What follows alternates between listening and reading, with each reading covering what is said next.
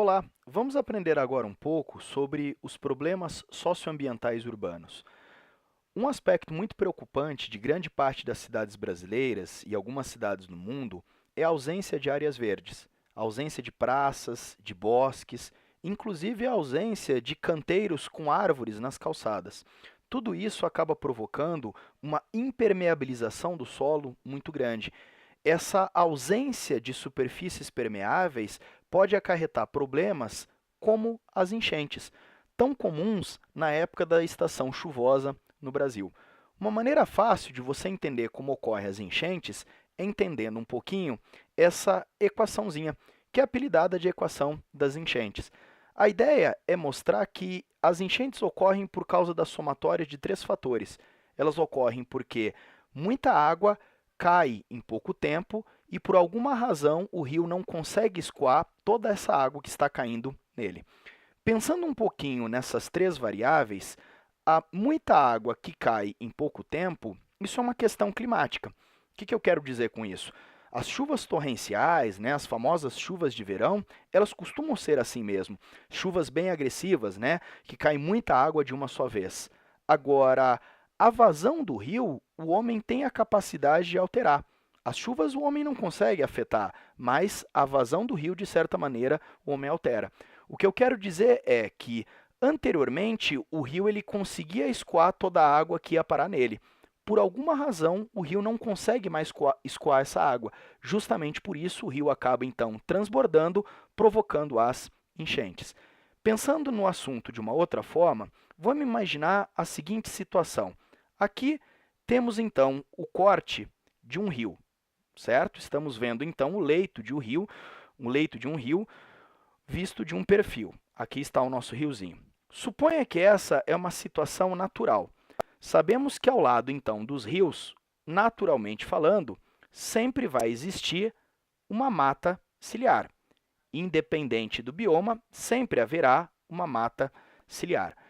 Nessa situação natural, quando ocorrem essas chuvas, muito agressivas, essas chuvas torrenciais, eu quero que você perceba que a água, antes de chegar até o leito fluvial, ela tem diferentes caminhos para percorrer.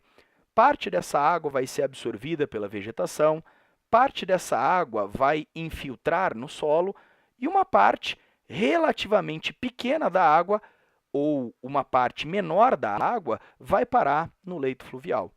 O que acontece é que, nas cidades, a impermeabilização do solo acabou com essa vegetação comum, então, da mata ciliar. Então, hoje, é muito comum, ao invés de encontrarmos a mata ciliar, encontrarmos pistas, por exemplo, de uma avenida, de uma rua marginal. Ou seja, antes havia uma superfície permeável e agora existe uma superfície impermeável. Portanto, quando a chuva cai, naturalmente, o único caminho que a água tem para percorrer é o leito fluvial, aumentando demais, então, o volume d'água que vai parar no leito fluvial. Um exemplo muito famoso disso é o exemplo da marginal do rio Tietê, na cidade de São Paulo. Então, olha, você pode perceber nessa fotografia aqui que o rio ele foi canalizado. Portanto, existe uma superfície concretada, esta superfície concretada tornou-se uma superfície impermeável, assim como a pista da marginal.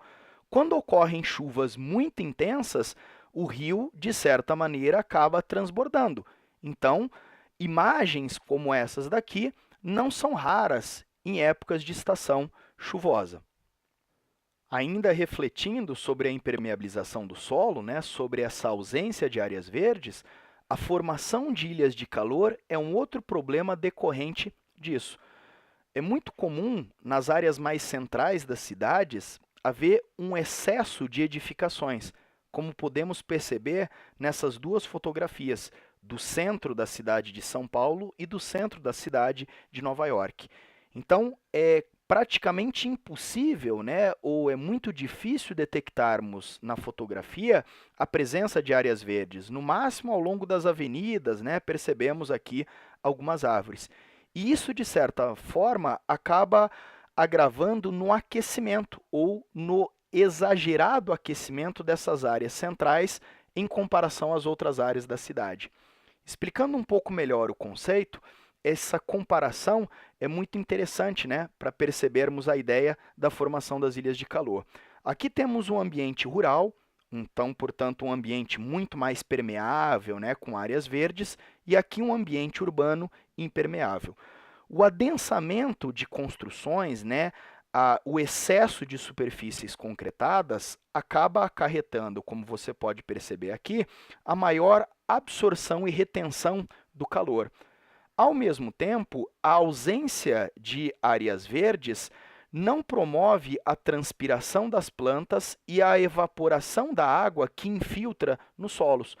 Portanto, em ambientes urbanos excessivamente construídos, às vezes percebemos um acréscimo da temperatura que chega até mais 3 graus Celsius se comparado com áreas que apresentam mais áreas verdes. Esse gráfico ele deixa claro, então, né, o que acontece.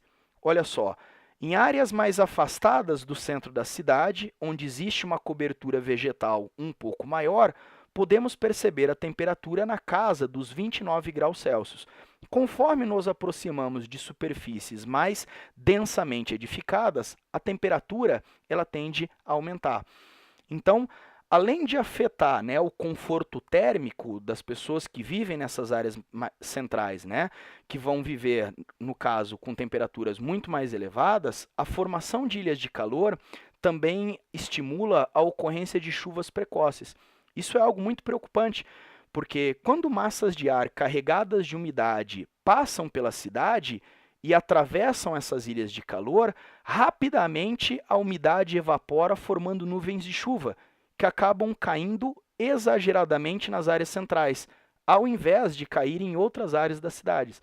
Então, áreas afastadas do centro às vezes ficam desabastecidas porque as chuvas elas acabam se concentrando nas áreas centrais justamente por causa da formação dessas ilhas de calor.